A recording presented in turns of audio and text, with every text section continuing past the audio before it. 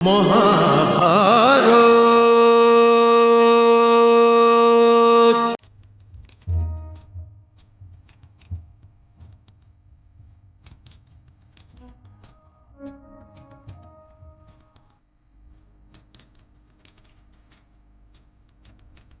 এবার আমাকে আজ্ঞা দিন। এখনই আপনাকে আজ্ঞা কি করে দিতে পারি বলুন? এখনো তো আমরা আমাদের কৃতজ্ঞতা প্রকাশ করিনি। আমি তো কেবল আমার কর্তব্যের পালন করেছি রাজন। আর কর্তব্য পালন কৃতজ্ঞতার অধিকারী হয় না। প্রণাম। প্রণাম দেবশিল্পী। আসুন মহারাজ।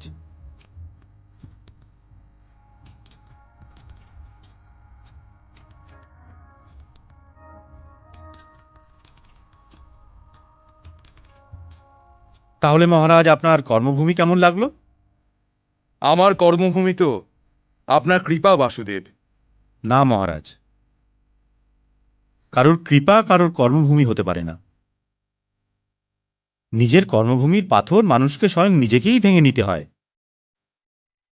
তারপর ওর মধ্যে পরিশ্রমের সার ঢেলে দিতে হয়, আর তারপর ওর মধ্যে নিজের স্বপ্নের বীজ ছড়িয়ে দিতে হয়। আপনি রাজ্য তো স্থাপিত করে নিয়েছেন মহারাজ, এবার এই রাজ্যকে রক্ষার বিষয়ে ভাবতে শুরু করে দিন। ওই লোকেরা কি আমাদের এখানেও শান্তিতে থাকতে দেবে না? কেন থাকতে দেবে না?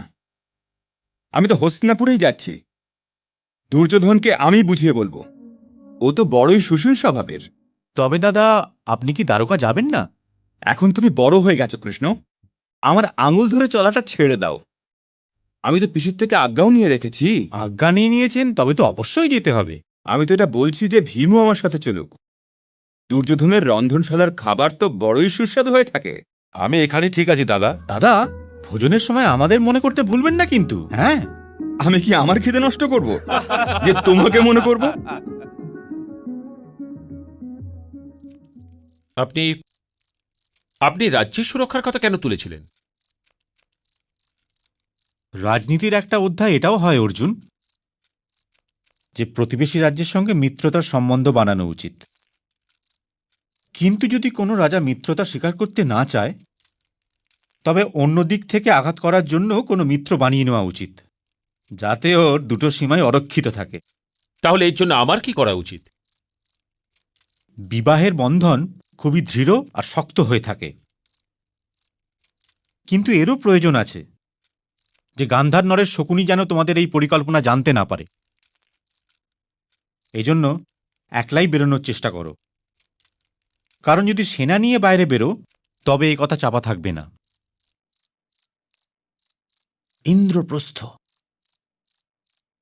এই ইন্দ্রপ্রস্থ তোমাদের কাহিনীর শেষ মোটেই নয়। এখন তো কেবল একটা অধ্যায় সমাপ্ত হয়েছে, কিন্তু এই শান্তিতে ধোঁকা খেও না পার্থ। এই শান্তির ওই পারে যে ঝড়ের আভাস দেখা যাচ্ছে, তার আওয়াজ শোনো। ঝড়? হ্যাঁ, দুর্যোধনের আহত অহংকার। মহাভারত।